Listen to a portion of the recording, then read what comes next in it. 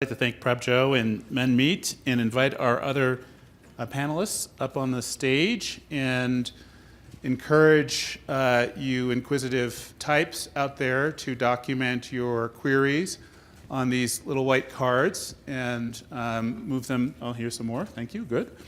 Move them to the center aisles where they will be collected, and I will begin to try to read them.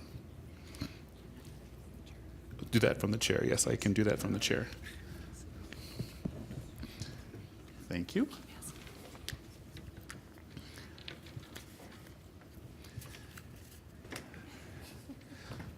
Okay, everybody comfortable? I'll wait for Liz. The first thing I think I'd like to do is to hear if there are any questions that the panelists have of each other.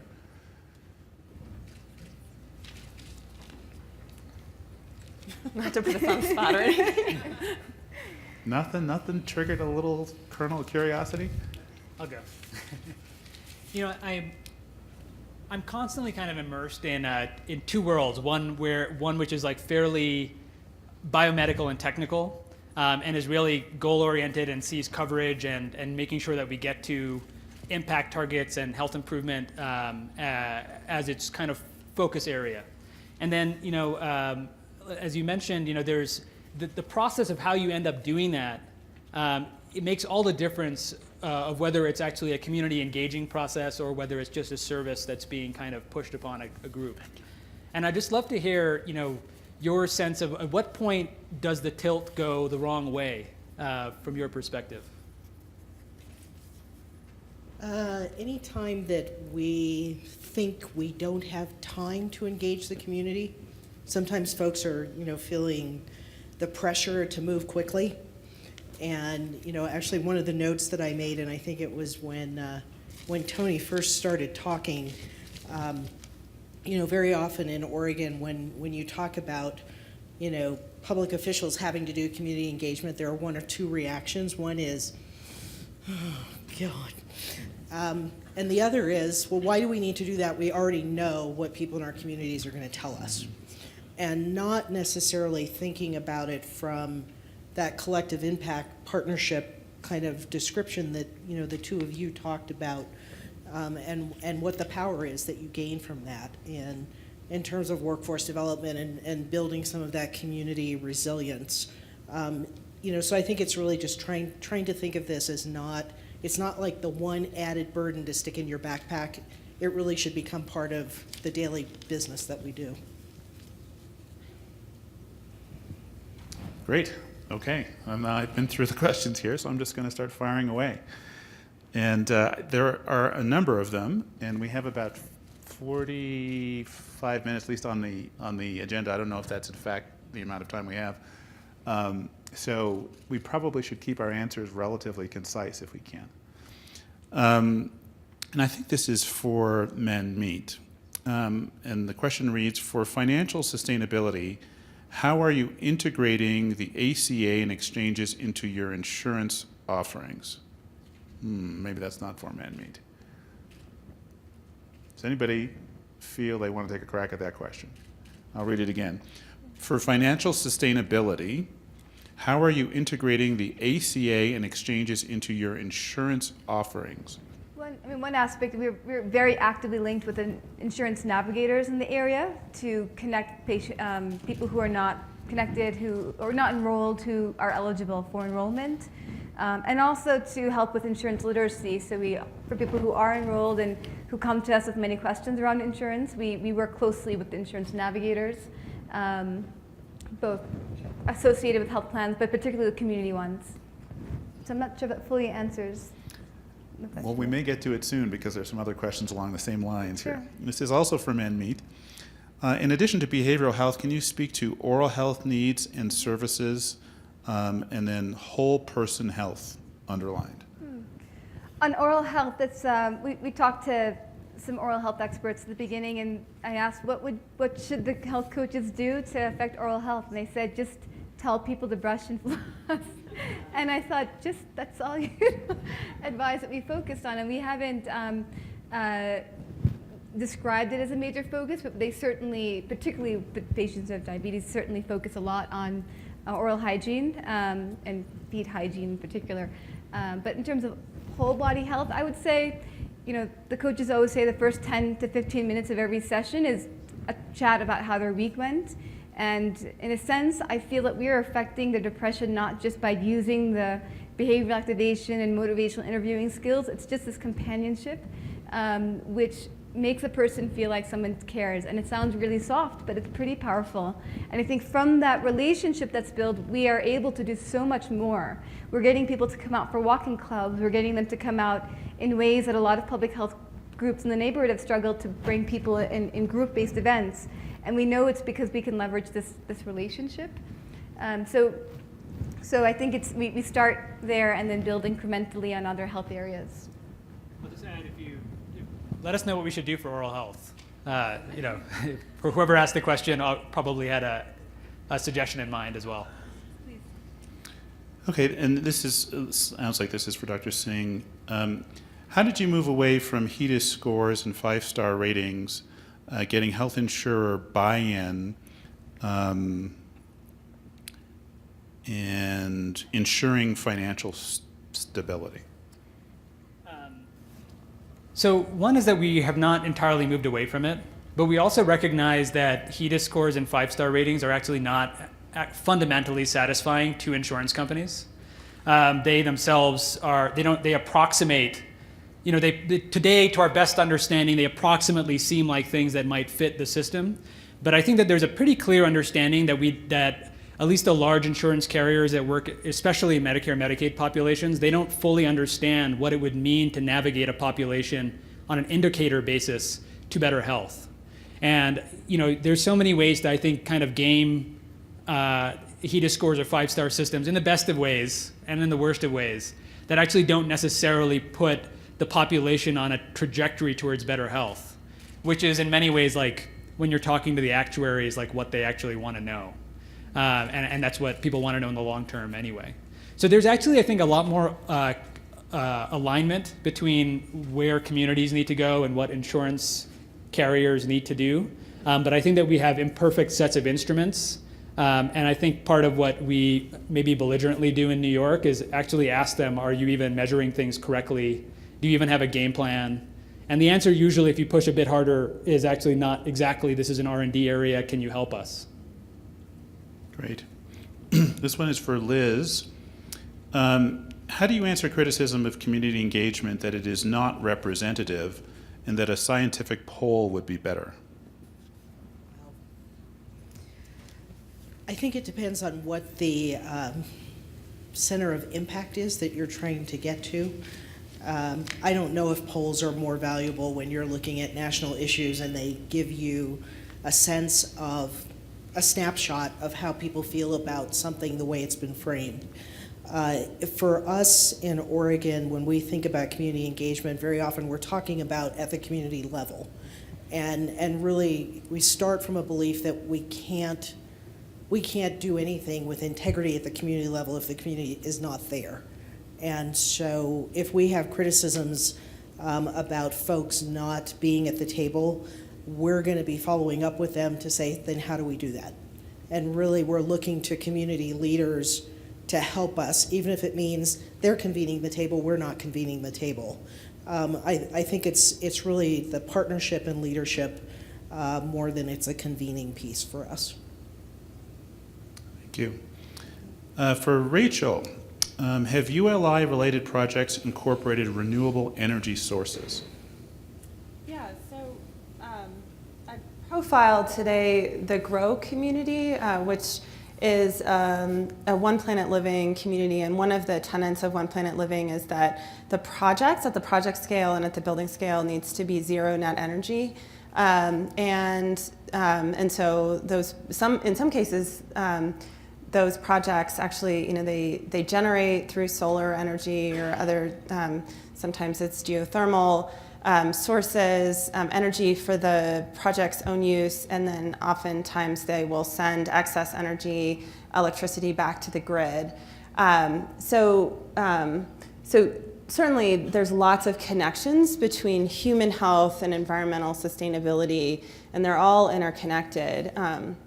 We have tended to focus on things like food and physical activity and other things that have proven connections to health outcomes for people, because the practice of the understanding of opportunities to integrate sustainability at the building or project level is pretty mature. In the real estate industry, there's lots of certification programs and other programs that really have done a lot of work to advance practice, thinking about building performance. ULI actually has a separate center that's just focused on energy performance in buildings and benchmarking that and really trying to drive it down. And of course, it all matters, but we've tended to focus a little bit more on the connections between human health and how buildings and projects and communities function. So that's what I highlighted today. Great. This question is for the whole panel. Community engagement and consumer-driven initiatives have not been seen as profitable to hospital systems. Do you have ideas on how to interest hospitals in community engagement? And anybody who wants to start with that can go ahead. There's a provision in the healthcare reform bill that actually requires hospital systems, I think, to engage at the community level and to think about how they benefit the community. And so I think that's an opportunity too for folks that are on the land use side to engage with hospitals and think through what kinds of partnerships are possible to make the hospital be part of an integrated approach to improving community health. And so that's one of the things that we're trying to connect our members in with. I guess I would love to understand the question a little bit better in terms of what was meant by something being profitable or not profitable for the hospitals. I'm not exactly sure I know what that means, but the hospitals are required to do community health needs assessments. Again, at least in Oregon, they're not doing that alone. They're doing that with pretty broad participation with other organizations in their regions. They've been partnering with counties and local health districts to try and pull some of that information around assessments and community health improvement plans together so that they can take advantage of things like hot spotting and not be alone, but actually be working in concert with other folks that have been looking at some of that data. At least in Oregon, the hospitals see this as a critical thing that they have to do. And again, not knowing Colorado, in Oregon, I believe it's like all but one of our health systems are nonprofits. The majority of our health plans are nonprofits. And so there is just an undercurrent of mission-driven work that just is part of the Oregon way of doing what we do. I'm also part of a large healthcare system, Mount Sinai Health System, which is now the largest in New York City. And it's going from this year, it covers 100,000 people at risk, and then next year 300,000, next year 1 million, and then by 2020, 2 million. So that's a very steep trajectory of kind of having essentially some deeper, at least needing to deeper understand or invest in that population. But I think that there's really we have a choice ahead of us. I think it's possible to go through the next 5 years and take the Dr. Wadwa's approach from yesterday, which is I think we can probably convince the healthcare industry to build either better technologies or better devices or better solutions to do a lot of this work, or we actually have to kind of build what that glide pathway is to doing more, to make community engagement just more comprehensible in some ways.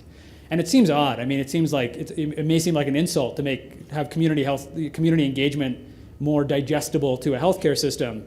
But I think that it's a two-way street there. And I think what lies in the balance is the points of investment, understanding, and what direction we end up going with this huge opportunity that sits in front of us. Just to add to that, it's been interesting over the past year with Mount Sinai to see how we've gone from one service contract to having been invited to be part of nearly nine grants, including 4 CMMI grants, 2 PCORI ones. We're now subcontractors on 3 additional projects. And I was struck initially by those invitations being happening at such an early stage before we even had that impact data. But I think it speaks to the need for partner organizations to help really not just connect to community and to patients and communities, but to be functionally creating a layer between patients and providers. But it's also independent from the providers. Okay, there are a couple questions here from me specifically that I'm going to try to switch around a little bit so that the rest of the panel can get in on it. Well, this first one is just a comment I had made, and somebody's asking me to sort of explicate a comment that I described Medicaid as a second-tier system. What does a first-tier or first-class system look like, first-class healthcare delivery system? And I'm happy to talk more about that to anybody who wants to, explore it. I grew up in Canada, where everybody is in the same system. And I now live in California, where there are probably 6 different systems, depending on who you are, where you live, what your income is. And when you're a physician, as I am, and you practice medicine, and you have 2 patients before you that require exactly the same treatment or procedure, and one of their insurance companies pays 100% of what your cost is, and another one pays 6%. Just think about the implications on that for the people that are actually in that insurance system. And in California, we're amongst the lowest provider reimbursements for Medicaid in the country. And so doctors have continued to leave Medicaid in droves.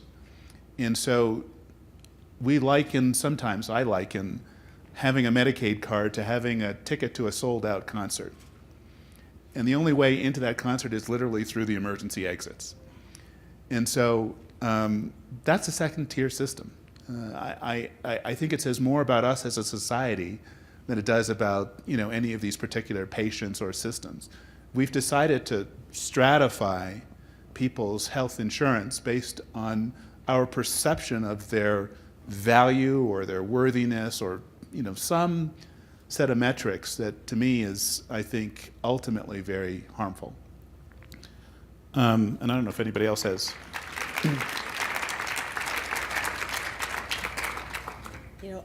I guess I would add, but here's how it could look, because I totally agree with your comments. So in Oregon, we're doing something that's similar to the ACOs, but we have coordinated care organizations for people on the Oregon Health Plan.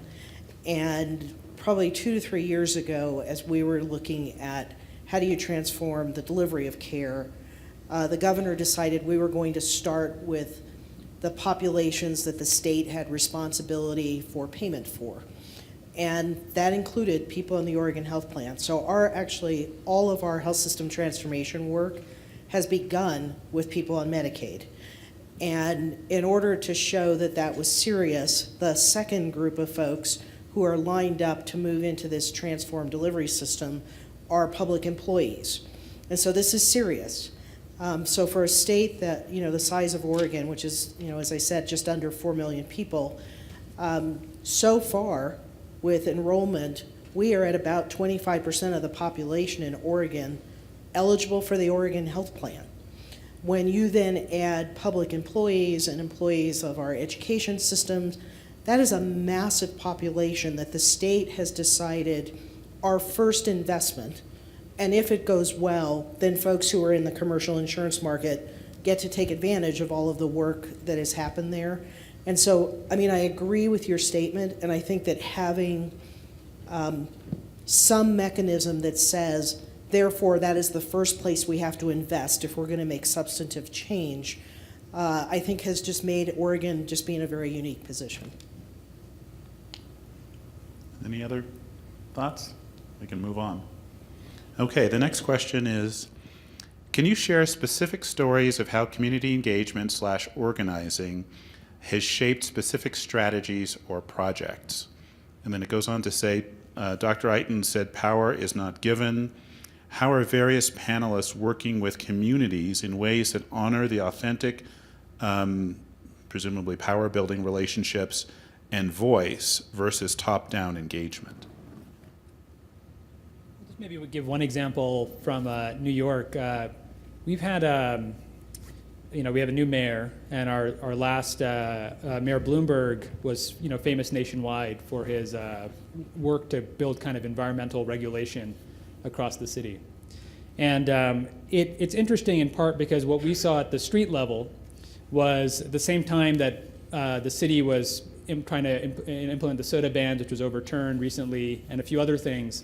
There were fleets of Pepsi trucks, Coca-Cola trucks with advertising across the side that basically said, should the mayor be deciding what you drink? And there was a very, very heavy campaign, and it actually worked. I think that it was able to kind of garner the support of the community. So if you want to talk about community engagement, there were two systems competing for community engagement, and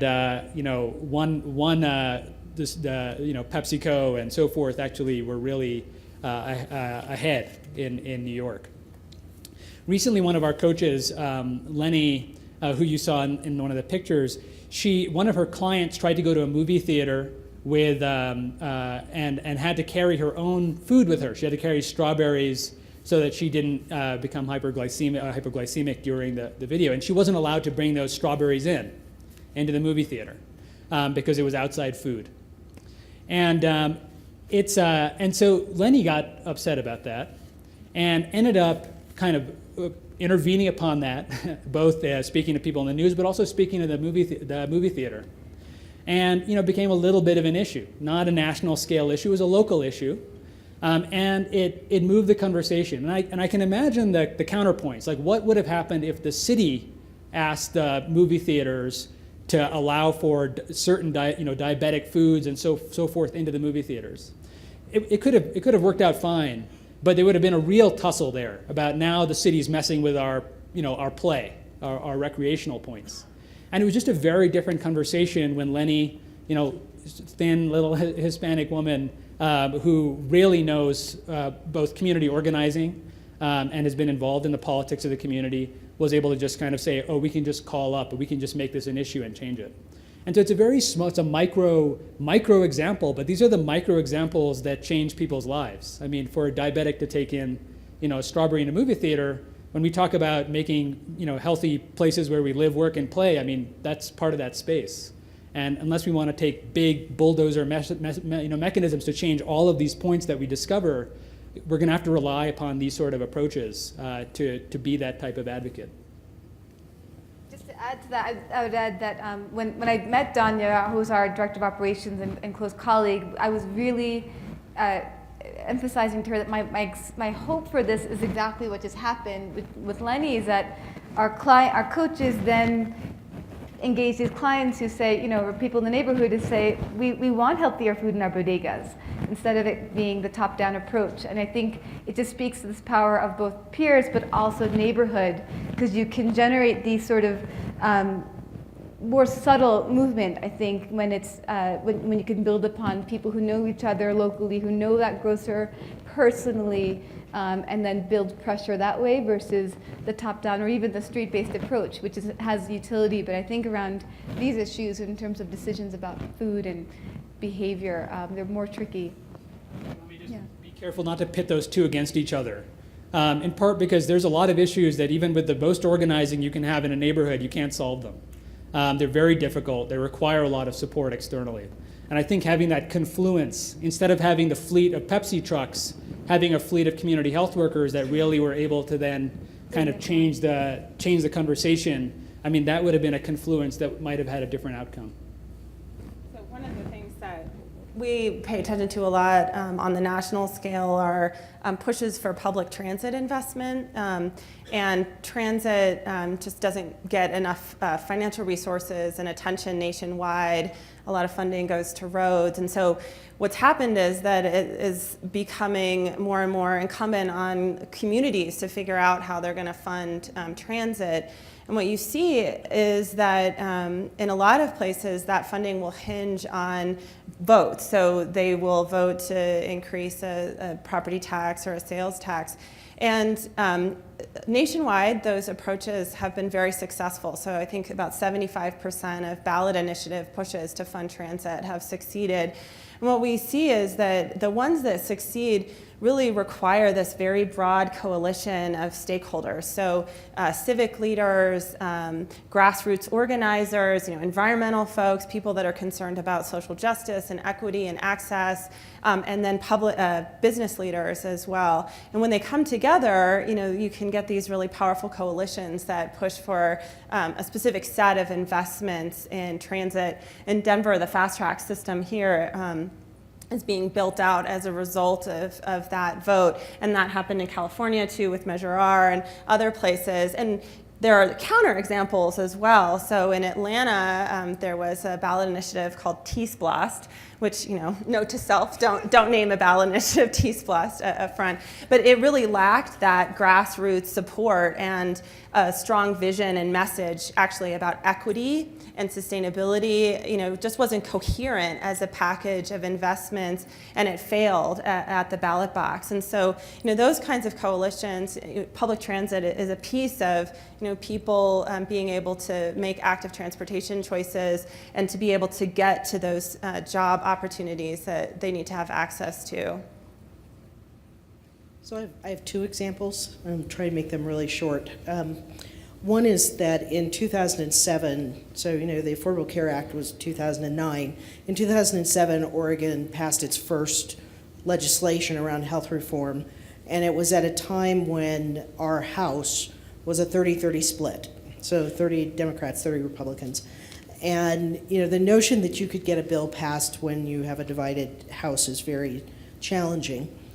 But the fact that there were people from all corners of the state who went to their legislators, not in actually any organized fashion, but when their legislators would be out doing their, coffee meetings and, community forums, that there were folks who would say to them, at the end of the day, don't care what bill you vote for, but what we want, something that's going to move us towards better health. And so when it came time to vote on this piece of legislation, actually pretty stunning that in a 30-30 split, that these bills passed by 80% bipartisan plurality. And there was nothing that could have predicted that that was going to happen, except for the fact this was not something from Portland being pushed on, these 60 legislators. They were hearing from people in their own districts, in their own communities, about what they wanted out of health reform. The second example that comes to mind is, then there are just numbers of times when there is somebody in a community who is walking up and down the block. She's selling homemade tamales, and the county inspectors, that she'll get in trouble because of health laws and inspections and et cetera. And out of some of those have come the most flourishing food cart communities. If you ever come to Portland, people do not go to restaurants as much as they go to food carts. And that did not come because some planner said, we should take food out of restaurants and we should put them on street corners. That came out of people saying, we're getting pushed out of businesses, we're entrepreneurial, we actually make these amazing food products, and you can't go probably a half a mile in the Portland area without running into a community of food carts who worked with the licensing divisions, worked with health inspectors to figure out a way that they could do something that was going to support them and their families in a very different way than trying to find space, infrastructure to open a restaurant. And it's been fascinating to me because that came from the ground up. I want to just inject one idea here, and Menmeet triggered it in my mind when she talked about the relationships that the community health workers form with community members and how that's considered soft. And I want to harden that a little bit and point out the fact that there's this notion of agency. And for anybody who's practiced medicine, there's this sort of, there's this thing that you see amongst patients. You have patients that sort of fit on a spectrum. And on one end of the spectrum, you have the patient that comes in and says, "Hi, doc, I'm here because my wife told me I needed to be here. And, she says I need to start eating better and stop smoking cigarettes. And so, doc, just tell me what to do, and, I'll do it." And as you're sitting with that patient, there's almost no chance in heck that this person is going to do it. They're literally passive. Their whole body language is passive, and they're just there because somebody told them they had to be there. On the other end of the spectrum is the patient who comes in with reams of documents that they found on the internet about their particular issue, and is questioning you kind of in this, engaged way about what you think as the physician is the best course of action for them. And that patient is, in a great sense, much more fulfilling because that patient is engaged. That patient is owning their situation, and you feel like you can actually make progress with that patient. Well, that translates also into communities. And it's one of the reasons that organizing is so powerful. It's this notion of control. People having the ability to shape the environment around them, to have some say in how things play out, to have this sense of, we refer to it sometimes as control over destiny. And we're starting now to actually look at the individual health benefits of participating in organizing. So when people are actually enlisted to participate, it actually has physiological benefits on them. And we believe that this soft issue of those relationships that form, people getting a sense that they can actually make a difference in their own lives and that they can work with others that are similarly situated to make a difference in their community, has profound health benefits. And we should not regard those as soft benefits. Those are critical benefits that when you look at the work that we have to do at the community level to improve those environments, that's got to be a central strategy to what we're doing. It can't just be kind of like, oh, and by the way, this has health benefits on you as well. So I just wanted to inject that into this to flip it a little bit so that we're not just seeing these things as, oh, and by the way, these are helpful, but not scientifically proven benefits. I'll just add, I don't know who's seen that book, Bowling Alone. I don't know if anybody's heard of that book. It's by this Professor Robert Putnam, and he works on, his book Bowling Alone is a theory about the decline of social capital in America over the last 40, 50 years. And he's been an influential kind of supporter of building the idea and the concepts behind social capital and how it operates. And what's interesting is in our neighborhood, we have probably, I think, one of the highest density of churches in the country, 400 churches in I think 4x4 square miles. So that's a lot of churches. And he did a study there, which is pretty interesting, that he said that if you joined, if you brought somebody to church who didn't even believe in what was being espoused there, they have mortality benefits. And if you want to extend that to beyond into a more secular realm that's uncomfortable, if you join an organization that's a membership-based congregational organization, if you will, your chance of dying within the next year drops by a half. And I think what makes this a soft idea is that it's distributed, it's personal, and it's difficult to control from the perspective of people that are looking for hard ideas.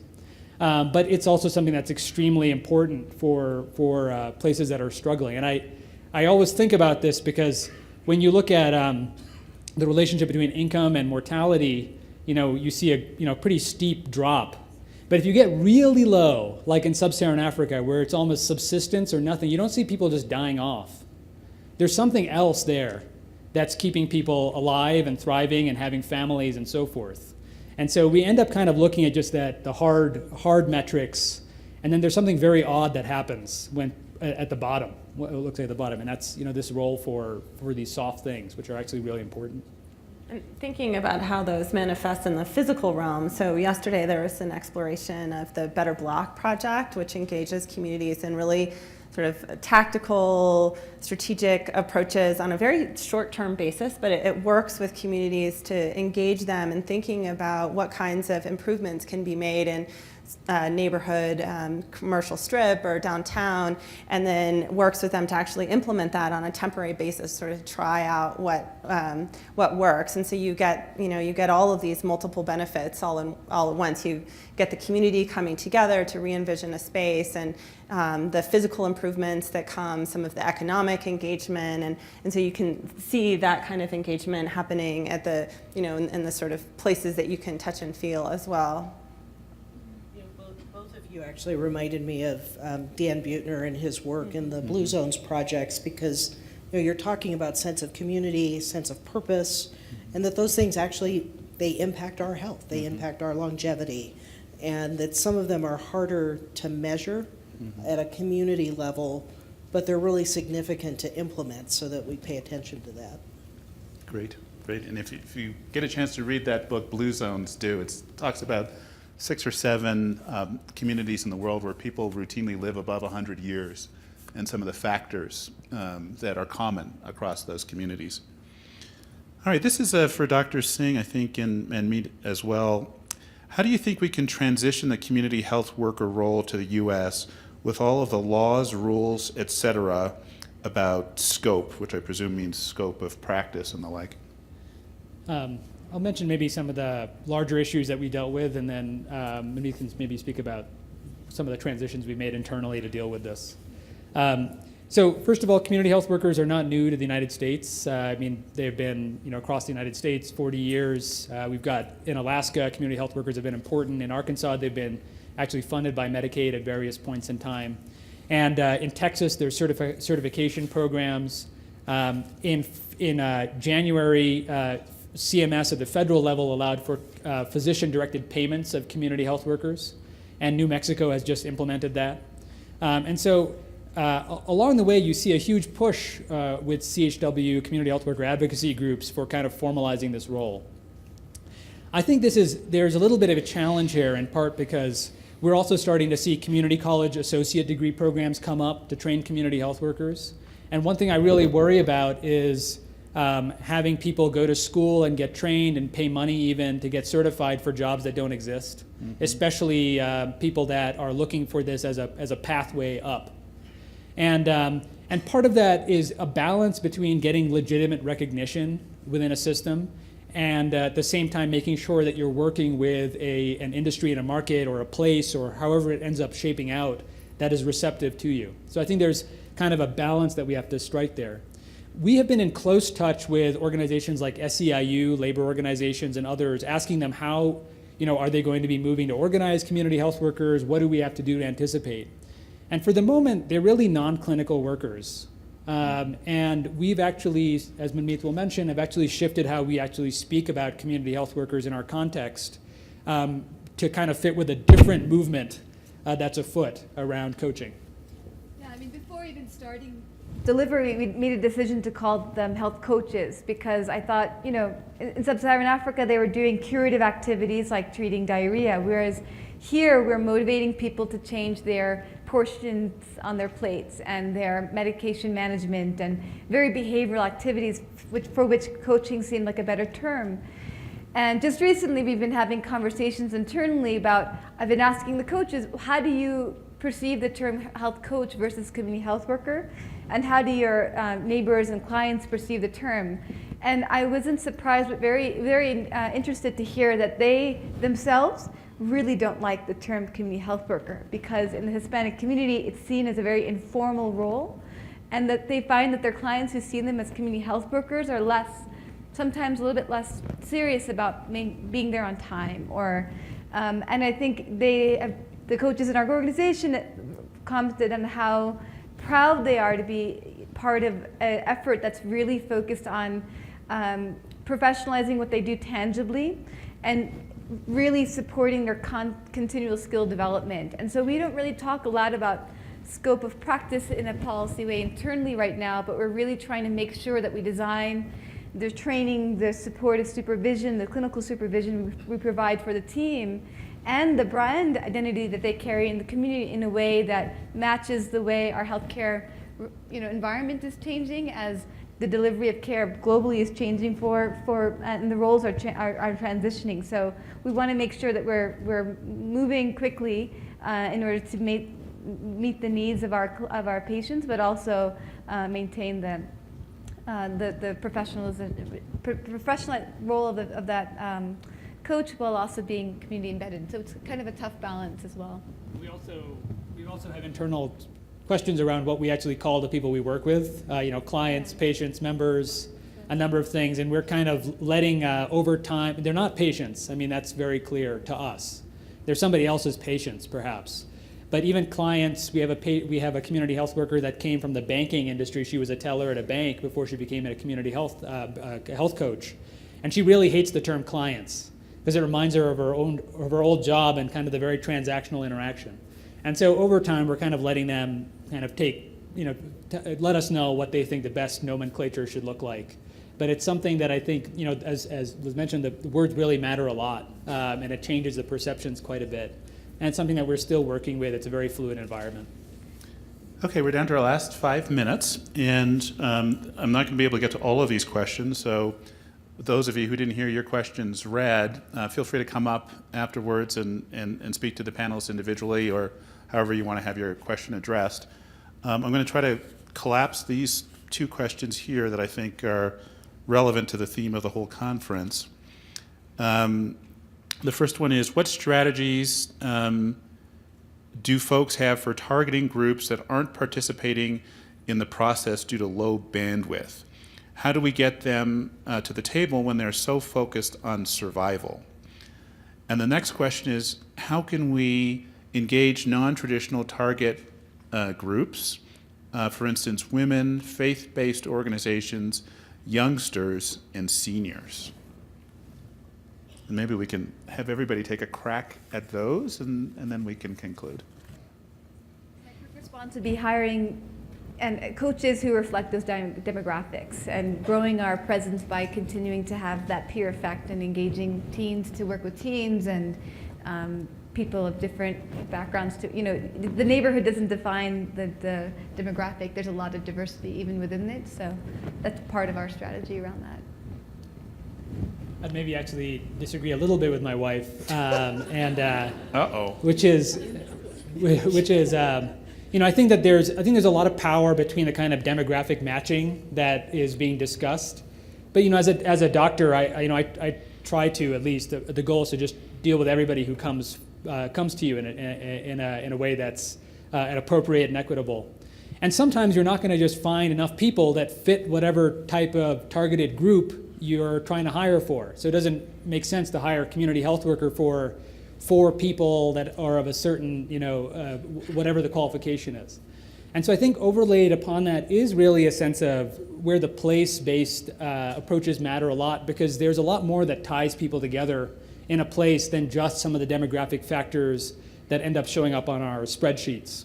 And so I think in that sense, I think it's a fine strategy to hire for people that reflect maybe the background of that community.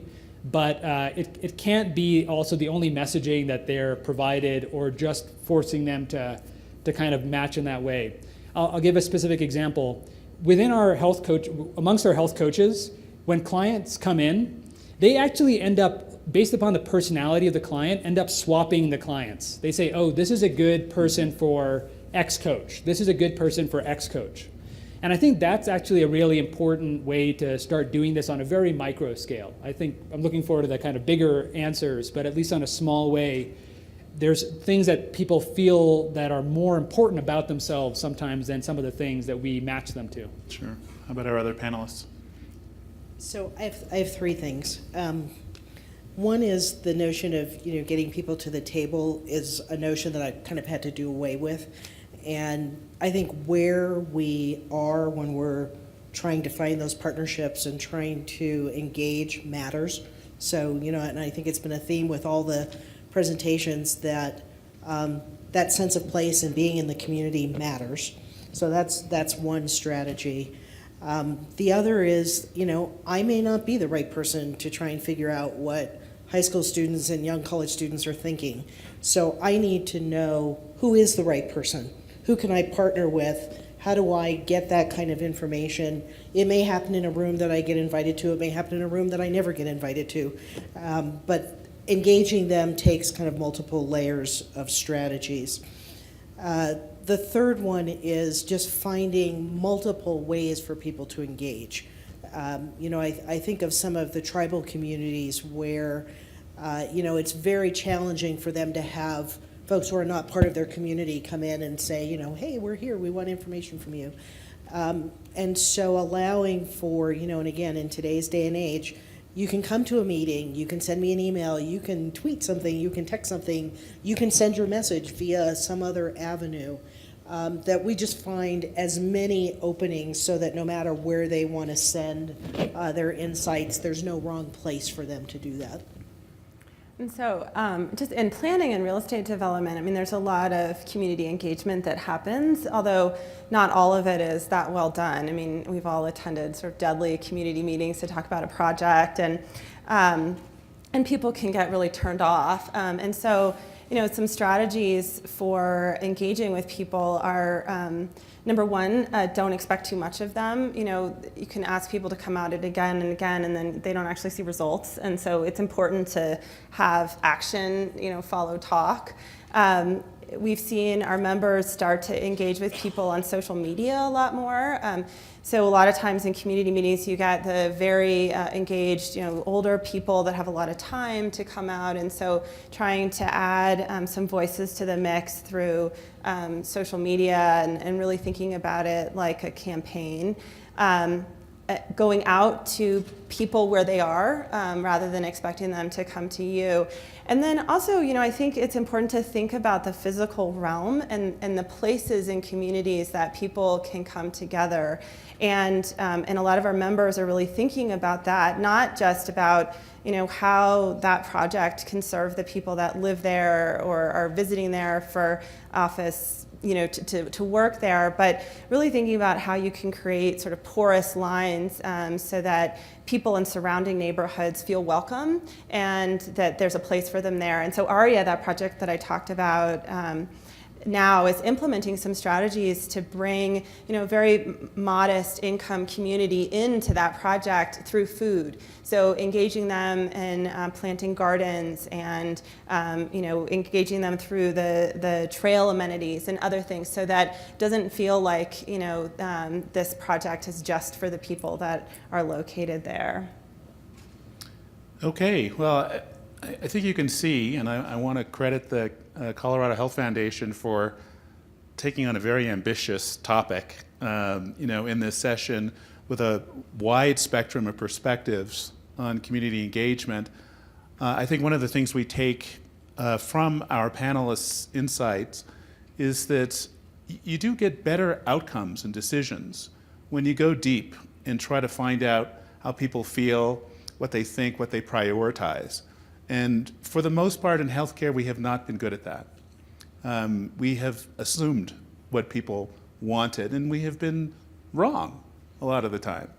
And so I want to appreciate the panelists, Liz, Rachel, Manmeet, and Prabjo, for their insights and their time today. I want to thank the Colorado Health Foundation for being ambitious enough to tackle this topic, and their fearless leader, Annie, is about to approach the stage. I want to appreciate Annie for never shying away from a topic that is tough yet critical to improve the health of communities. Thank you very much.